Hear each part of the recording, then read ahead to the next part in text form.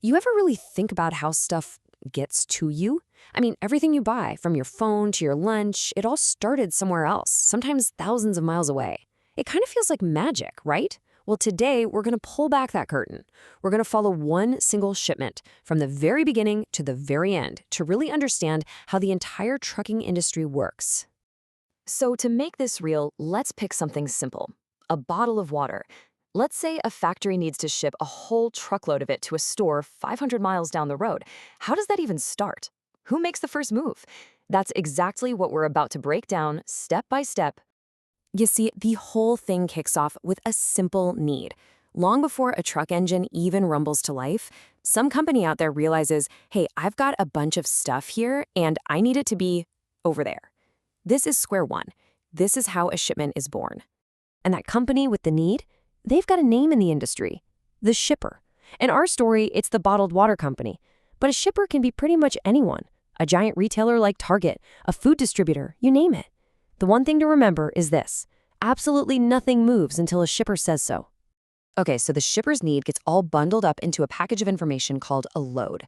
Now, a load isn't just the boxes of water. It's the whole data sheet for the job. What is it? How heavy is it? Where's the pickup? Where's the drop-off? And crucially, when does it have to get there? Getting these details right from the start is absolutely everything. So, our shipper has their load of water, all the details are figured out, and it's ready to go. Now what? How do they actually find a truck? You might think they just start calling up trucking companies, but most of the time that's not how it works.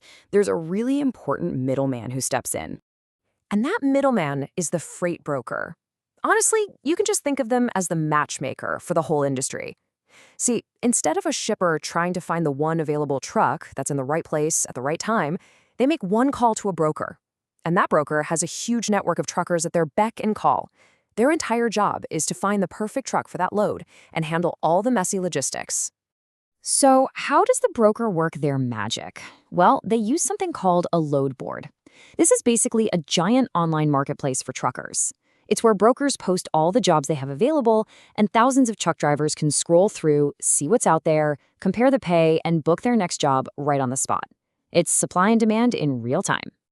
So really, the broker's main job boils down to this simple three-step dance. 1, they get the load from the shipper. 2, they post that load on the board for all the drivers to see. And 3, they pick a qualified, reliable carrier to get the job done. Simple, but so important. Okay, the broker found a match, but nobody's hitting the road just yet. Now things have to get official. This is where we move from a simple agreement to a rock-solid plan, where every little detail gets hashed out before a single wheel turns. And that match they found? That's the carrier. This is the trucking company, the folks who actually own the truck and employ the driver. Now, a carrier could be a massive corporation with a fleet of thousands of trucks, or it could be just one person, an owner-operator with their own single rig. They're the ones who are going to physically move our water. And the document that makes this whole thing legit is called the rate confirmation. This is the contract. It spells out everything, exactly how much the carrier gets paid, the precise pickup and delivery times, addresses, contact info, everything. Once this thing is signed by both the broker and the carrier, the job is officially a go. But even then, the driver doesn't just jump in the cab and start driving. Trip planning is a huge deal. They have to map out the best route, not just the fastest one. They're looking at fuel stops, potential traffic, and making sure they're following all the strict government regulations about how long they can drive. A well-planned trip is a profitable, safe, and legal trip. All right, the deal is signed, the plan is set.